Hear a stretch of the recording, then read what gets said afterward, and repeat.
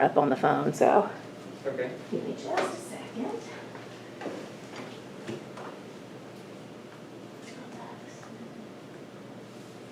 And don't be nervous, we're not gonna bite. All right, whenever you are ready. Physical activity through sports is considered an essential part of life to many student athletes. Sports not only offer athletes physical and social benefits, but psychological benefits as well. In her article titled Psychological Benefits of Sports and Physical Activities, Alicia Garcia Falgueras discussed many of the psychological benefits of sports, such as a possible preventative effect of depression or a moderate reduction of depressive symptoms, and a stimulation of general brain activity, which can help when reducing the risk for neurodegenerative diseases like Alzheimer's. Sports provide many psychological advantages for athletes. However, sports also increase the risk of concussions. No sport has more risk for concussions than football, which accounted for roughly half of all reported concussions of high school athletics. According to the article, New and Recurrent Concussions in High School Athletes Before and After Traumatic Brain Injury Laws from 2005 to 2006. That was authored by multiple researchers, including Ginger Yang from the Ohio State University's College of Public Health.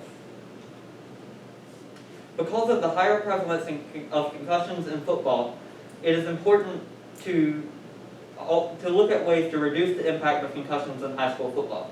What changes can be made to reduce the risk of concussions in high school football?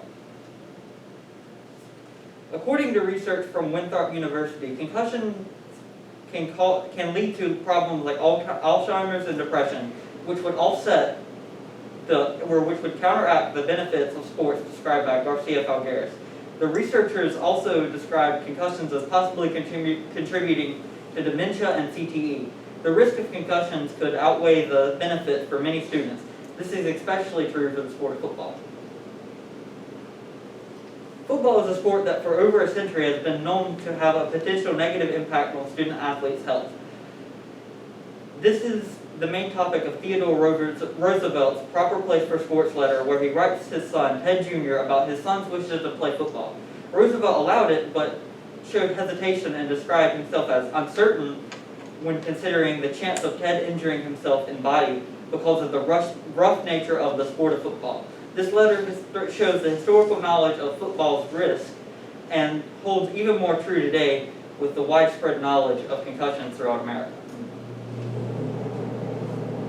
In recent years, public awareness of concussions has increased, and from 2009 to 2014 prompted every state to implement traumatic brain injury laws that focus on educating players, coaches, and parents on concussions annually, as well as detecting concussions and ensuring that athletes are healed before returning to play.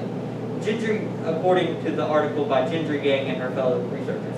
While recent laws have targeted the detection and required recovery before return to play, many laws do not target the occurrence of concussions in the first place. What causes concussions and more severe concussions to occur? According to medical doctor Joseph Torr, who works at the Temple University Health System and specifically on sports medicine, helmet fit can be considered a contributing factor when looking at concussions. Additionally, the helmet itself has been shown to have an impact on the protection of an athlete, according to Jason Schutt's article, which was on a study from a study done by researchers from Virginia Tech University on 10 helmets. Out of the 10 tested, only one helmet, the Riddell Revolution Speed, received 5 out of 5 stars, while 8 other helmets received acceptable ratings. The Adams A2000 Pro Elite was labeled not recommended. What can be done to offer protection to high school football players? One thing that can be done is the use of proper fitting helmets. Helmet fit can be ensured by requiring more attention to detail for helmet fit while distributing helmets and throughout the season. Another measure that can be taken is the use of helmets that are highly graded when being tested for preventing concussions such as the Riddell Revolution speed. Additionally, another part of the solution is the use of guardian caps, which are foam covers that go over helmets during football practice. They are designed to reduce the impact of collisions and lessen the chance of concussions. According to the article, Guardian Caps, What's the Impact?, which was written by researchers from Winthrop University. In the article, it is described that users of Guardian Caps reported a 40.5% decrease in concussions per year after transitioning to Guardian Caps, which suggests that they are effective.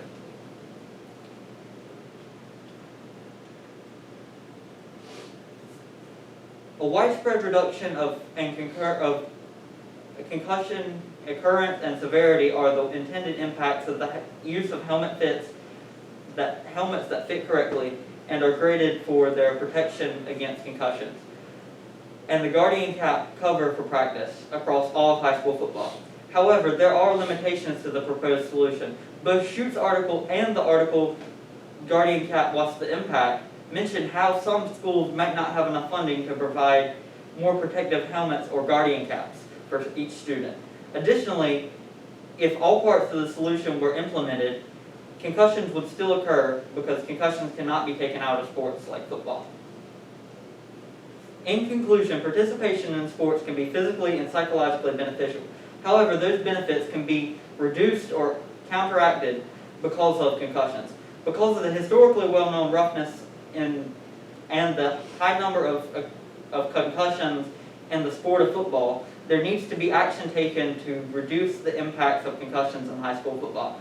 Through the use of helmets that fit correctly, helmets that are higher graded to protect against concussions, and Guardian's caps during practice, concussion numbers will likely decline throughout high school football, and this will provide athletes with a safer sport in the short term, and in the long term, fewer problems of concussions later in life. All right, thank you. So that was 6 minutes and 58 seconds. All right, so for your questions,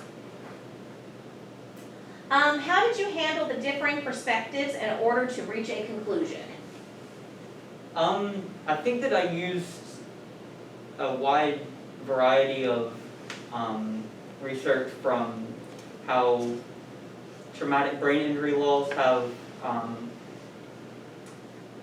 helped concussion numbers in recent years, but then I also used research that showed the better helmets to use and then the Guardian caps as well, and I put them all together, and it was clear that the traumatic brain injury laws have been successful, but they aren't,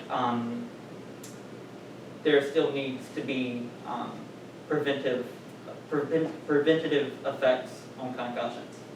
Okay. If you had more time, what additional research would you conduct related to this issue?